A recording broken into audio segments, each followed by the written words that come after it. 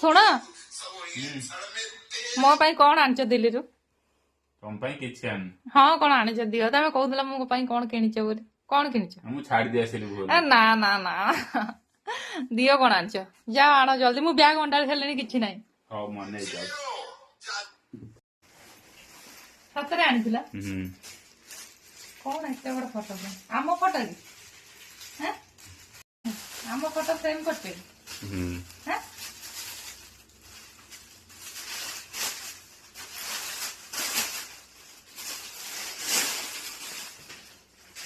ନା କାଇଁ ଅଲଗା ଲାଗୁଛି କିଛି।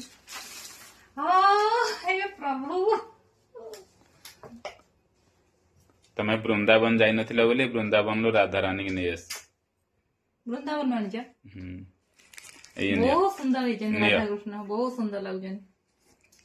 ଆଉ କଣ ଏଥିରେ କଣ ଦେଖ?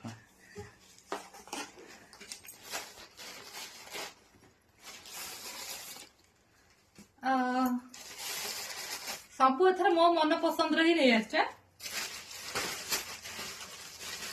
ସେଥିରେ ମୁଁ ବି ଯାଇଥିଲେ ଏଇଭଳିଆ ହିଁ ଆଣିଥାନ୍ତି। ତାକୁ ଠାକୁରଙ୍କ ବସିବା ଆସ୍ଥାନ। ବଢିଆ ବଢିଆ କଲର ବି ବାଛି ନା। ତମ ଚଏସ୍ ଠିକ ହେଲାଣି ଏଥର। ଆଗରୁ ତମ ଚଏସ୍ ଜମାରୁ ଭଲ ନଥିଲା। ଏବେ ବଢିଆ ବଢିଆ ଚଏସ୍ କରିକି ଆଣିଛ ସବୁ। କେତେଟା ଅଛି? 6ଟା। ଇଏ ହେଲା ଆମର ବାଲ ଗୋପାଳ ଦି ମୂର୍ତ୍ତି ଅଛନ୍ତି ଦି ଜଣଙ୍କର ହଳଦିଆ କଲର ହେଲା। ଆଉ ଇଏ ହଉଛନ୍ତି ଆମର ମାତାରାଣୀ ଯୋଉ ଲାଲ କପଡାରେ ମାତାରାଣୀଙ୍କୁ ବସେଇବା। ଆଉ ଏଇ ଯୋଉ ଆସ୍ଥାନ ଏଥିରେ ବସେଇବା ବାଲ ଗୋପାଳ ଦି ମୂର୍ତ୍ତି ଅଛନ୍ତି ହେଲା। ଆଉ ଏଇ ଯୋଉ ଲାଲ ଅଛି ଆମର ଯୋଉ ଗଣେଶ ଠାକୁର ଅଛନ୍ତି ସେଇଥିରେ ବସେଇବା। ଛୋଟ ଗଣେଶ ଠାକୁର ଯୋଉ ଅଛନ୍ତି। ଆଉ ଏଇ ତିନିଟା କଣ ବସେଇବି? ଆଉ କୋଉ ଠାକୁର? ଲକ୍ଷ୍ମୀ କି ଏଥିରେ ବସେଇବା ଲାଲ କପଡାରେ। ମାତା ଲକ୍ଷ୍ମୀଙ୍କର ଦି ମୂର୍ତ୍ତି ଅଛି ଆମର ଗୁରୁବାର ସାରର, ତାଙ୍କୁ ଏଥିରେ ବସେଇବା। ଆଉ ଗୋଟେ ବଳି ପଡିଲା ଯେତେବେଳେ ଓଷାବାର ପଡିବ ଗୁଆ ରଖିକି ପୂଜା କରିବା। ଭଲ ହେଇଛନ୍ତି। ଦେଇଥାନ୍ତା ମୁଁ ଆଜି ସକାଳେ ଗାଧେଇକି ସଜାଡିକି ରଖିଥାନ୍ତି। ସେତେବେଳେ ଆଉ ଦେଲନି ନା। ମତେ ବହୁତ ବଢିଆ ଲାଗୁଛି।